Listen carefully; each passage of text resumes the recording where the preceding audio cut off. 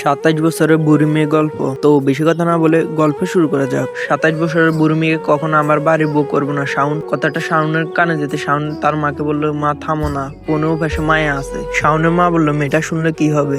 মেয়েটা কি জানে না ও বুড়ি হয়েছে? ওর পাশে তোকে দাঁড়ালে কি মনে হবে? যেন মা ছেলে দাঁড়িয়ে রয়েছে, সে মেয়ে কোন সাহসে তোর বউ হতে চায়? আবার বলছে আমাদেরকে বুঝাতে। কি বুঝবো? শাওনের মা উচ্চ স্বরে কথাগুলো বললো। শাওন হতভম্ব হয়ে গেল। শাওনের মা আবার কড়া কণ্ঠে বলল, ওই মেয়ে ঠিক সময় বিয়ে করলো, তার 3-4টা বাচ্চা থাকতো, হয়তো ওর মেয়ে তোর সাথে বিয়ের উপযুক্ত হতো। আর সে মেয়ে কোন সাহসে তোকে বিয়ে করতে চায়? তাকে আমি আমার বাড়ির কাজের লোক হিসেবে রাখবো না। শাওনের মায়ের কথা শুনে শাওন হতভম্ব হয়ে গেল। ফোনের পাশে মায়াকে বলল, তুমি এখন রাখো, তোমার সাথে আমি পরে কথা বলছি। শাওন ফোনটা কেটে দিল। মায়া তখন হাউ মায়া করে কেঁদে উঠলো। তাদের ভালোবাসা 9 বছরের। আজ যখন শাওন প্রতিষ্ঠিত হলো, তখন তার বাবা মা মায়াকে বউ হিসাবে মেনে নিতে চাচ্ছে না। তার বয়স বেশি দেখে, অথচ 20 বছর আগে তার জন্য ভালো ভালো পাত্র নিয়ে আসতো ঘটক। তখন মায়ের নানা বাহানা করে বিয়েগুলো ভেঙে দিত। যার জন্য এত কিছু করলো। তার পরিবার বলছে তার নাকি বয়স বেশি, তাদের ছেলের সাথে নাকি মায়া যায় না। শাওনের মায়ের কথা, মায়া যে কষ্ট পেয়েছে তার থেকে বেশি কষ্ট পেয়েছে। শাওন কোনো প্রতিবাদ না করায়। মায়ার যখন বিয়ের তোড়জোড় শুরু হয়েছে, তখন মায়ের ফোন দিয়ে বলেছিল, শাওন কিছু করো, আমার বাবা মা আমাকে বিয়ে দিতে চাচ্ছে, আমি তোমাকে ছাড়া আর কাউকে বিয়ে করবো না। শাওনও বলেছিল, তোমাকে ছাড়া আমি বাঁচবো না, প্লিজ তুমি 5টা বছর অপেক্ষা করো,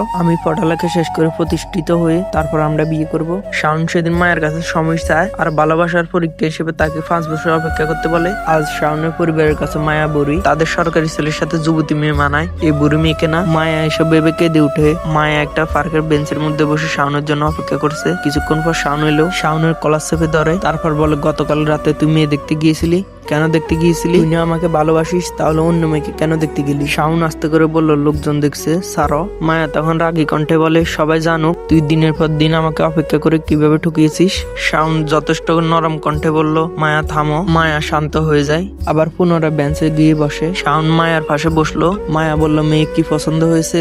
শাওন জবাব দেয় না। মায়া তার মুখের দিকে তাকিয়ে আছে। মায়া পুনরায় বলে, মেয়েকে কি রিজেক্ট করেছো?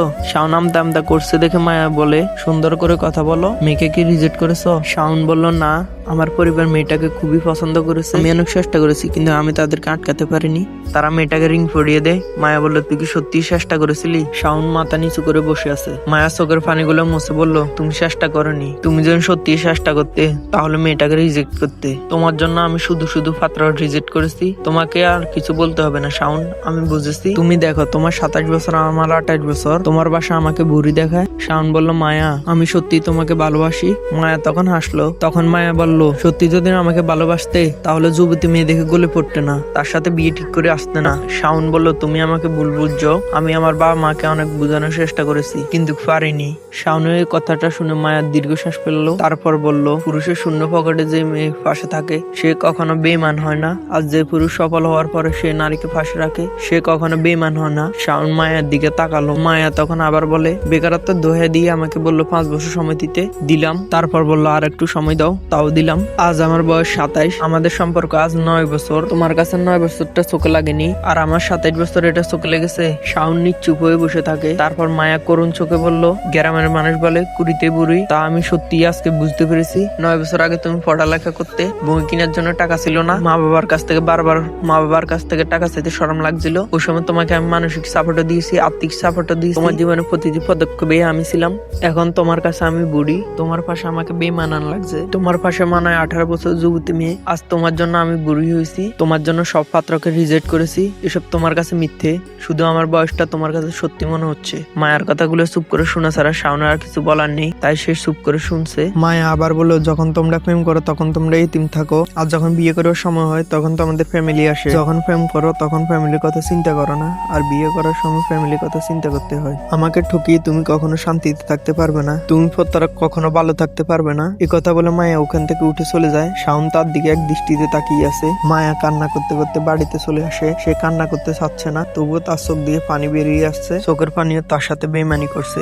এক বেইমানের জন্য তার চোখ দিয়ে আজকে বেইমানি করে পানি পড়ছে। সেই দিনের পর থেকে মায়ের সাথে শাওনের কোনো যোগাযোগ নেই। শাওন সব জায়গা থেকে মায়াকে ব্লক করেছে। শাওনের এক বন্ধুর সাথে মায়ার অ্যাড ছিল। ওই বন্ধু যখন শাওনের বিয়ের ছবি আপলোড করেছে, তখন ওই ছবিটা মায়ার সামনে আসে। সেই ছবিতে শাওনের স্ত্রীর একটা কাপড় ফটো ছিল। মায়া এক দৃষ্টিতে সেই ছবির দিকে তাকিয়ে আছে। মেয়েটির বয়স কম, শাওনের সাথে একদম মানিয়েছে। মায়া ওর ছবি থেকে চোখ সরিয়ে নেয় আর মনে মনে বলে, মায়া এইভাবে তাকাস না, তোর নজর লেগে যাবে। মনে মনে যতই বলিস না তাকে সুখে দেখতে চাস না, সে সুখে না থাকলে বেশি কষ্ট তুই পাবি। মায়া মোবাইল ফোনটা ফেলে দেয় আর দিয়ে হাউমা করে কান্না করতে থাকে, হাত পা ছোটাছুটি করে কান্না করতে থাকে, একদম ছোট বাচ্চাদের মতো কান্না করতে থাকে। তার কান্নাগুলো যদি কথা বলতে পারতো তাহলে বলতো, দেখো পৃথিবী দেখো, বয়সে 27 বছর হলে কি হবে, একদম ছোট মেয়েদের মতন কান্না করতেছে, বয়স হলে কি হবে, সুখ তো আর বয়স মানে না। তো এভরিওয়ান, এই গল্পটা এতটুকুই ছিল। পরের গল্পগুলো বড় করে আনার চেষ্টা করবো, মানে ধরেন 4-5 পর্ব এরকম করে, 12 বেশি হতে পারে, কম হতে পারে, এরকম।